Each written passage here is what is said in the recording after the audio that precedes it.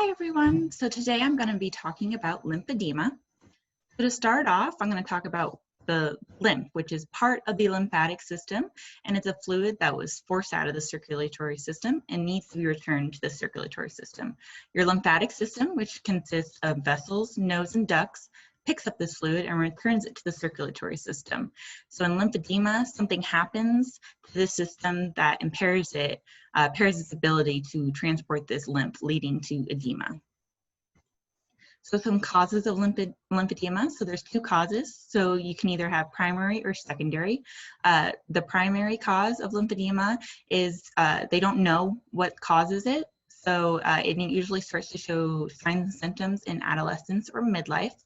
With secondary lymphedema, it is acquired. So usually it's caused by a tumor, and that results in a removal of a lymph node or a dissection of a lymph node, causing the edema. And so you can develop lymphedema days, weeks, months, or years after these surgical procedures.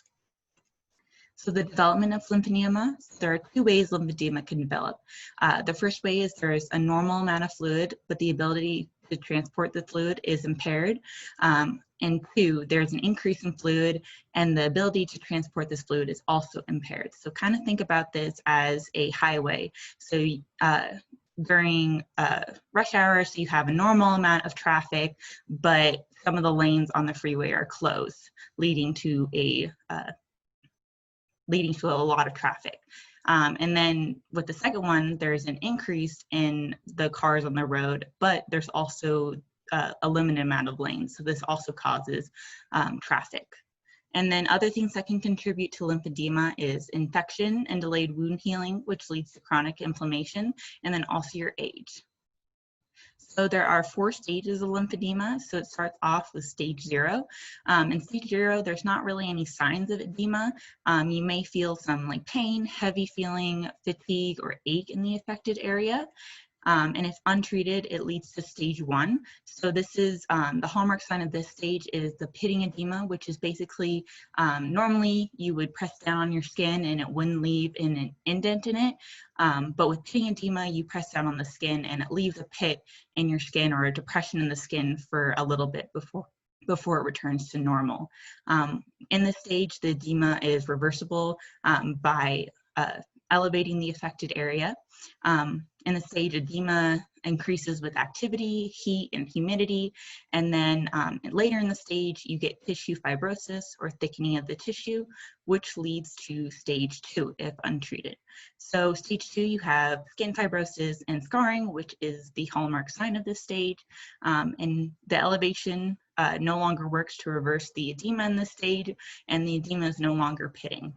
And then later in the stage, you start to see skin changes like eczema and warts, which leads to stage 3, where you're going to see an increased skin fibrosis and scarring, and then the edema continues to be non-pitting, and then you get hallmark signs of skin changes like hyperkeratosis, which is thickening of the skin's outer layer, and papillomas, which is blistering.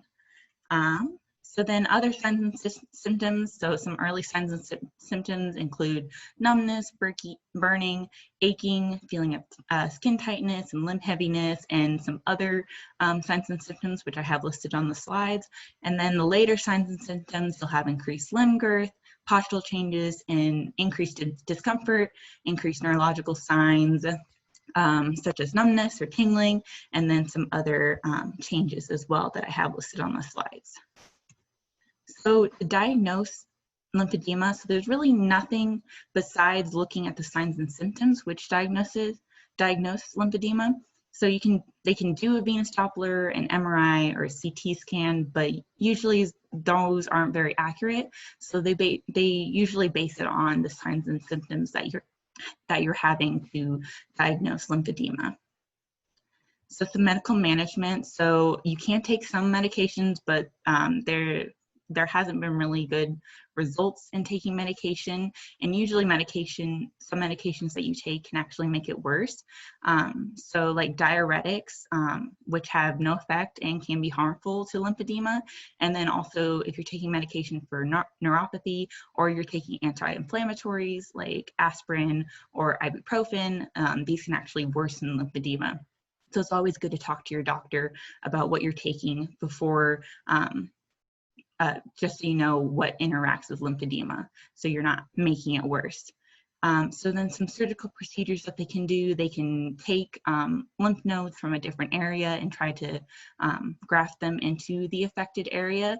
But usually these don't cure lymphedema, and these should be really kind of a last resort to use, just because you don't really want to be doing surgery.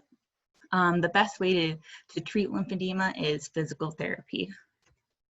So the importance of physical therapy, so you're going to have changes in balance, decreased range of motion, and general immobility with lymphedema. So as with physical therapy, they can help increase your range of motion and increase your balance, so then there's not a worry of you falling over or anything like that. So that can definitely help with those.